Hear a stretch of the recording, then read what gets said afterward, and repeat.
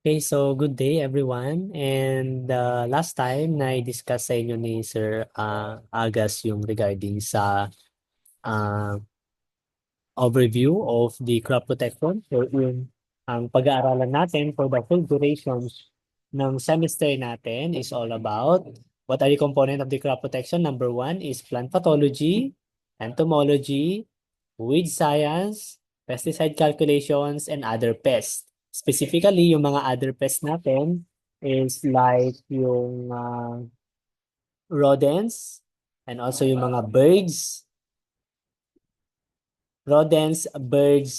and Demonopterus albus or the kiwit or the eel.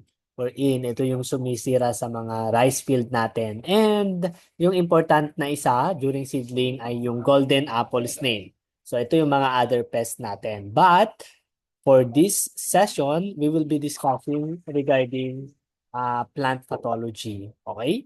So kapag sinabi nating plant pathology, anong ibig sabihin ng plant pathology? This is the study of the diseases. So kapag sinabi nating study of the diseases, saan ba nagmula yung diseases? So it means there is an etiology status or saan ba nang galing or nasaan ba yung origin ng ating mga diseases. So nagkakaroon ng diseases, it is because merong active pathogen. At ang mga pathogen, they are the living organism or biotic organism that may affect the growth and development ng mga plants natin. Okay?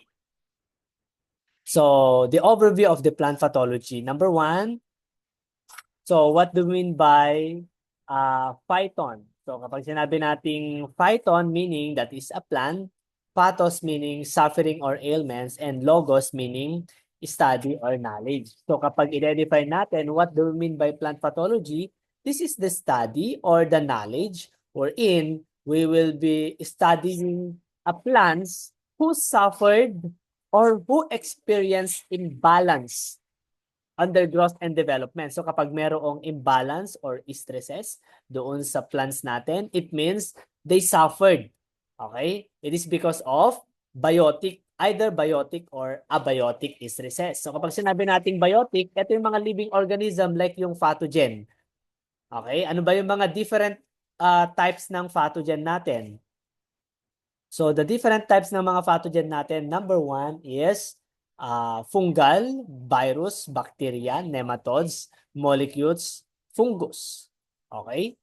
So yan yung mga different uh, pathogen na nandito sa or present sa environment natin. So those pathogen are biotic stress. So kapag sinabi natin biotic stress, they are living organism.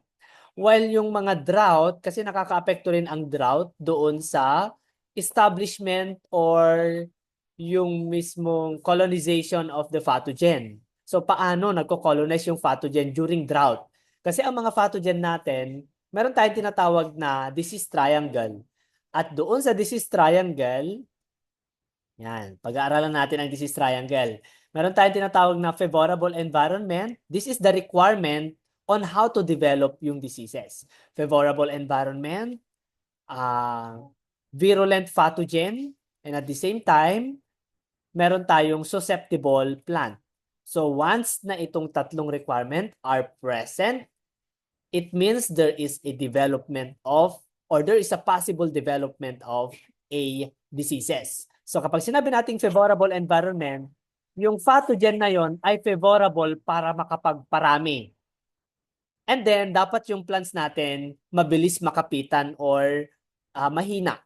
Okay? Or very vulnerable or susceptible sa diseases. So once na favorable yung environment para makapagpadami yung pathogen at susceptible yung plants, there is an occurrence of diseases. Example sana, susceptible yung plants sa drought. At sa drought, nagiging favorable yan na environment ng mga fungal. Kapag nagiging favorable na environment yung mga fungal na yan, it means there is a possible na pwede silang mag-colonize sa mga plants natin. Yun yung ibig sabihin ng disease triangle. Pero, paano sir kapag wala yung susceptible plants? Walang development ng diseases. Paano kapag wala yung favorable? Kung merong isa dito na absent, doon sa tatlong requirement in the development ng diseases natin, it means ay walang development ng diseases. Okay? So, ngayon, i-define natin what do we mean by plant pathology. If we say plant pathology, it is the study of causes, etiology. So, kapag sinabi nating etiology, that is the origin of the diseases, saan ba siya nanggaling? Okay? That result losses. Okay? So, a plant pathology is studying about the management and control of the plant diseases, and it's also the study of the organisms and also the method of preventing or controlling the disease and reducing the damage that it causes. So that is so-called plant pathology. Okay? So, let's define what is pathogen. So kapag sinabi natin pathogen meaning they are an agent that causes a diseases. So it means pathogen, it may cause a diseases. Okay? So ito yung mga organism na microscopic siya nakikita. So kapag microscopic siya nakikita, it means it cannot be seen in our naked eye. They can survive even though nandoon sila sa environment na kung saan mabilis yung kanyang pagpaparami. So ang mga pathogen natin, meron siyang favorable environment kung kailan siya dapat makapagparami. Okay? So that is the pathogen. Yung mga pathogen natin cannot be seen in our naked eye. Okay? Depende lang, kapag sinabi kasi natin pathogen, iba yung nasa isip ng mga ibang tao. Yung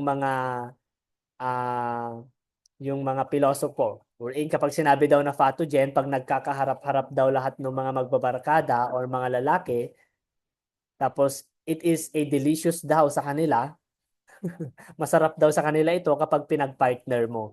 Ano yung pato and gene. So pathogen.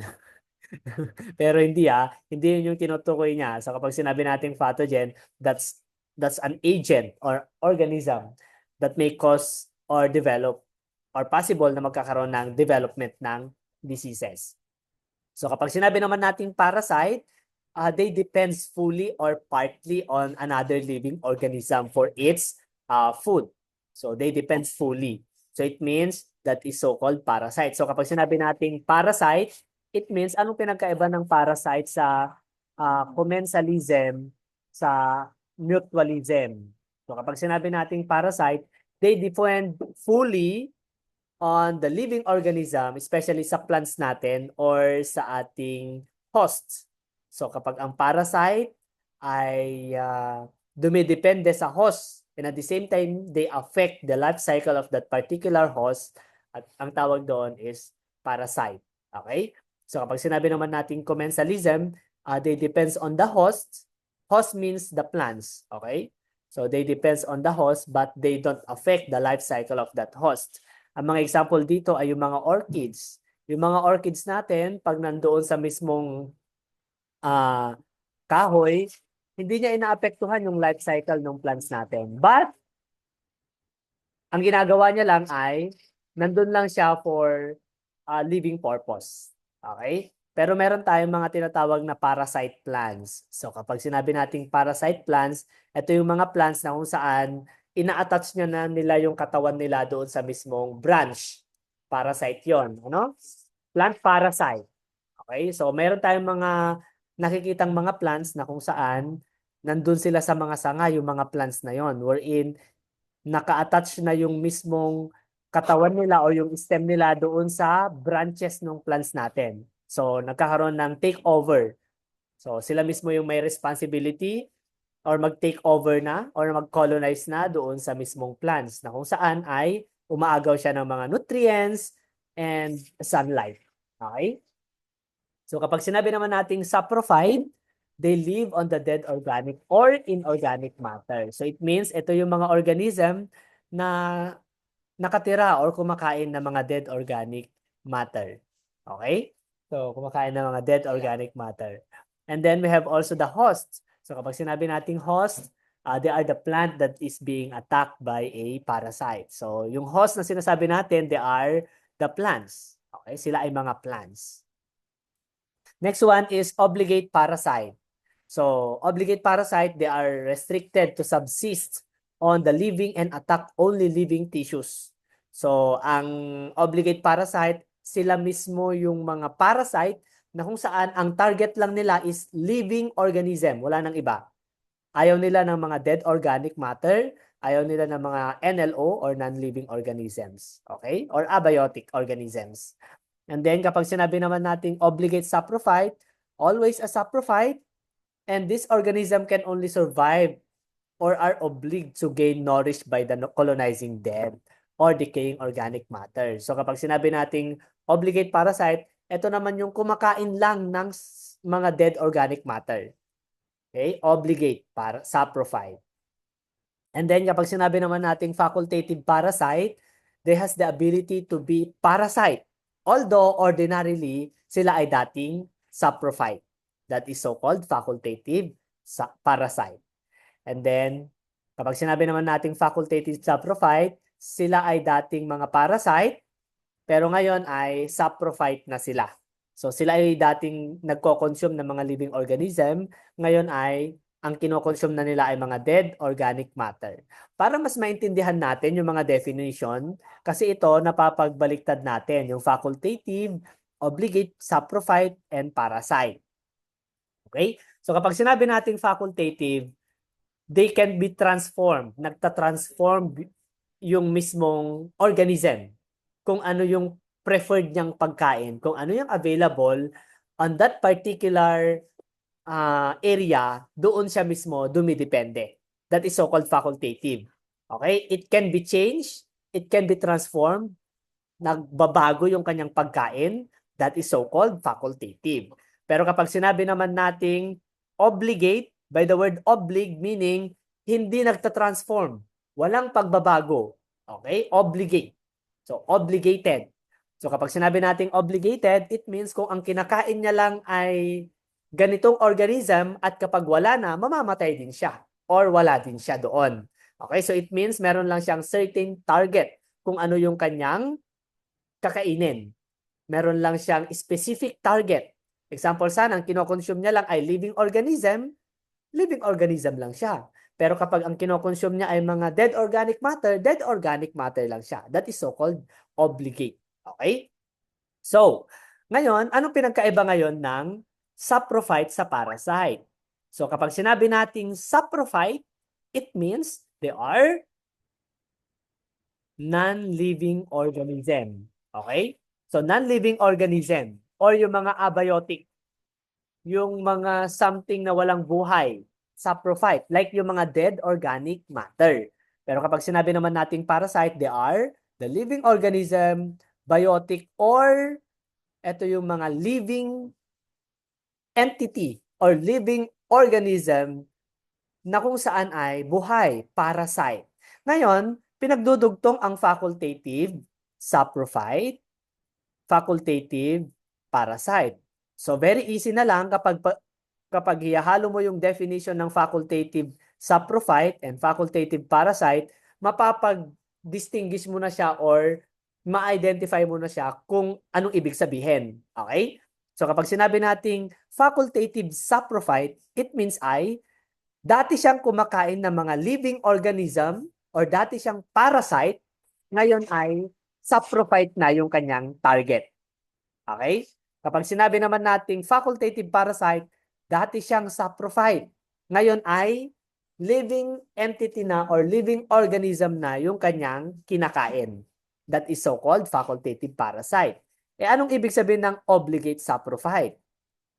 So kapag sinabi nating obligate saprophyte, it means ang target niya lang or ang kinakain niya lang or kinoconsume or dumedepende lang siya sa may non-living organism. Okay? They depends only in non-living organism. Kapag obligate parasite naman, they depend only in the living organism. So that is the easiest definitions of the saprophyte and the obligate. Saprophyte and parasite, obligate, and facultative. Okay? Next, we have pathogenicity. So kapag sinabi nating pathogenicity, ito yung mga pathogen na merong capability na mag-create ng sakit. Ang tawag doon, pathogenicity. Okay? Capability of the pathogen to cause a disease. Merong kakayahan. So kapag may kakayahan si bacteria na i-infect si plants, it means pathogenicity yon. Okay?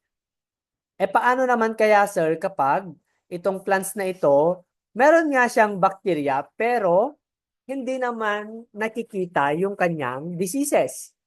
Hindi nakikita yung outcome ng disease. May bacteria, may presence of bacteria sa plants. It means that plants is so-called tolerant or resistant on that particular pathogen.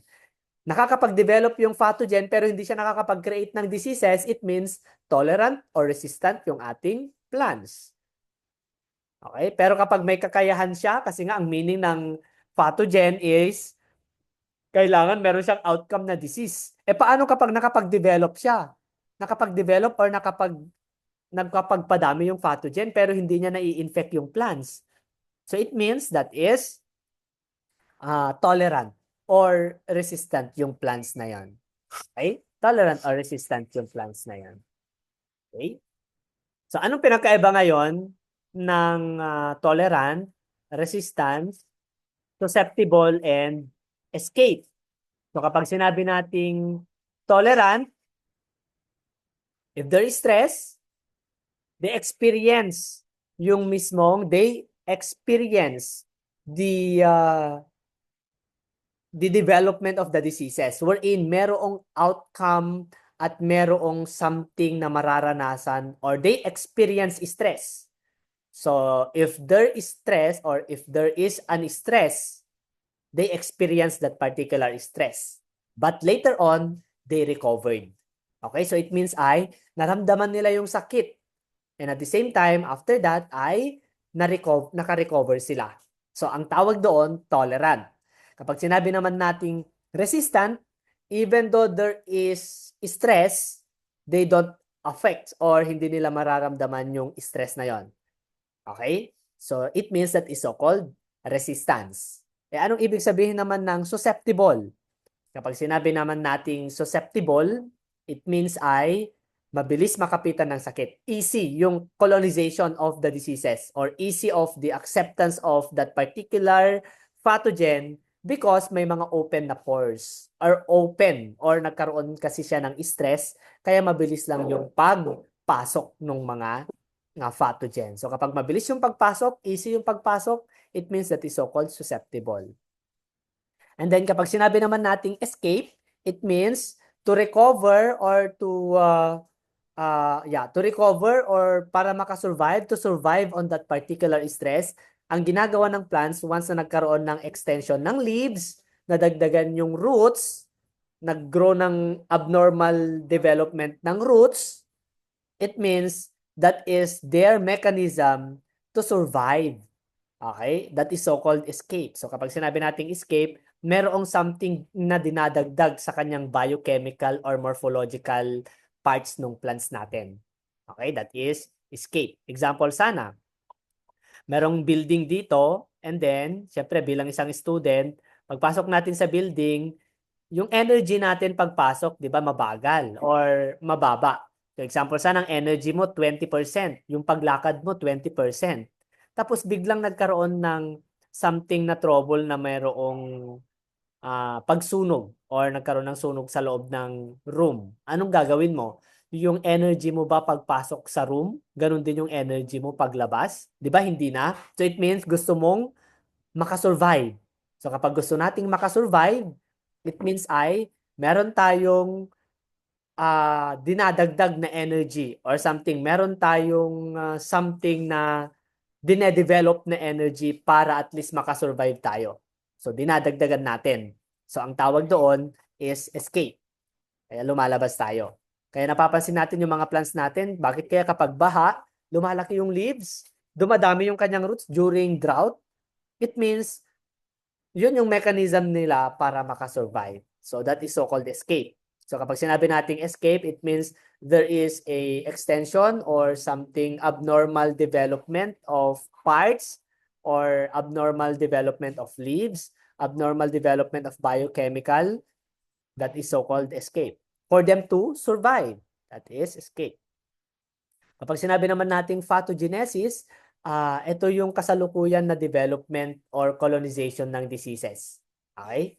Pathogenesis ang tawag doon.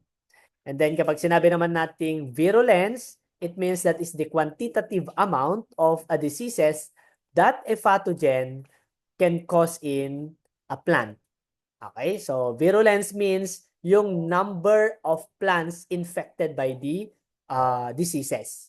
So kapag bibilangin mo, ang tawag doon virulence. Pero kapag i-average mo yung infection sa buong isang ektarya, ang tawag doon ay aggressiveness. So that is the rate at which virulence is expressed. So other mechanism on how to do the aggressiveness is yung rate. Example sana, sa 1 to 10, ilan na yung infected? Paano yung infection? So kapag 1, it means ay konti lang ang infection, tapos 10, it means ay maximum yung kanyang infection. So kapag yun yung mismong ginamit mo na tool, ang tawag doon, aggressiveness. Or, ganoon din sa percentage. Okay? Next, we have colonization. So kapag sinabi natin colonization, that is the presence of organism on the body surface. So kapag present yung mismong pathogen sa labas at sa loob ng plants na wala pang development, ang tawag doon colonization. So kapag sinabi natin colonization in Tagalog, pagsasakop.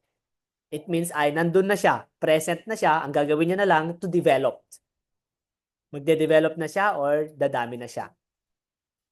Kapag sinabi naman natin susep, they are the plant that risk for developing an infection from the diseases. Okay? And diagnosis, meaning you identify of the specific plant diseases through their characteristics, symptoms, and the sign. Okay? Mamaya may didiscuss natin anong ibig sabihin ng symptoms and sign. Okay? And then we have also the prokaryote. So kapag sinabi natin prokaryote, unicellular or only one cell. Okay? So ano yung mga example ng mga prokaryote natin na iisa lang yung kanyang cells? Anong mga pathogen yon na iisa lang yung kanyang cell? Like yung mga bacteria natin. Okay? And then kapag eukaryote naman, ito yung multi-cell or madami siyang cell. Organism that use many different cell to functions. Gaya ng mga fungi. So yan ay mga multicellular or madami siyang cell. Okay? And then, anong ibig sabihin naman ng etiology or etiology? Ito mismo ay diniscuss natin. This is the study of causation or origination. Saan ba nagmula yung diseases na yon? That is etiology. Okay? Etiology. And then, we have also disease. This is a disorder or of structure or function in the plants. So, kapag merong malfunctions or disorder dun sa structure ng plants wherein merong spot, may browning, may yellowing, may chlorosis, may curling, it means that is a symptoms na merong diseases. Okay? So, kapag sinabi naman nating biotic, abiotic means non-living organism and biotic, that is living organism. Tandaan natin kapag abiotic, non-living organism or non-living organism, the same lahat yan. Okay, the same. And then kapag biotic naman or living organism, whatever na terms na gagamitin dyan, they are the same. Okay? So, any questions? So, kung may mga tanong kayo, pwede nyo i-comment later on sa ating GC. Okay? So, define natin what do you mean by plant pathology as a science and plant pathology as an art. So, kapag sinabi natin plant pathology as a science, it means you seek to understand the nature of the plant diseases. Okay? So, science meaning you are studying or determine the factor that affecting the disease development. Paano siya nag-develop? Paano siya dumami? So it means that is science. So if you study yung development, yung interaction ng pathogen and plant, and at the same time, yung kanyang causations, it means they are part of the science. So kapag ito ay i-analyze, i-determine, i-evaluate, i-identify, it means that is so-called science. So if you seek an answer on that particular problem, that is so-called science. Okay? And then kapag sinabi naman nating art, kapag alam mo ng meron ng outcome or output yung science or nasagot na yung scientific basis or scientific evaluations nung mismong problem na yon at i-apply mo na siya sa field, that is so-called an art. Okay? They are the application of knowledge, assessment and forecasting, recommendations and appropriate control measures, and field application of suitable control measures. So kapag meron ka ng or kapag may mga recommended na ganito yung i-apply mo kapag may fungal, it means that's an art. Pero kapag sinasaliksik pa lang nila kung ano yung pathogen na yon, ang tawag doon, science. Okay? Pero kapag alam mo na yung mga symptoms or signs ng pathogen at ito yung recommended kung paano siya kontrolin, ang tawag doon, pathology as an art. Okay? Pathology as an art. So kapag i-define natin, kapag sinabi nating science, it means they evaluate yung mga or they investigate. Okay? Kapag example sana merong kaso, so it means i-investigate muna bago magkaroon ng recommendations or comments. 'Di ba? So kapag ini-investigate pa lang, that is so-called a science. Pero kapag meron ng applications kung paano siya gamitin at paano siya i-control, ang tawag doon, that's an art. Okay? So that is about the definition of terms ng plant pathology and other terminologies na diniscuss ko. If you have any questions, please comment or message us in Messenger, especially in our GC. Thank you so much.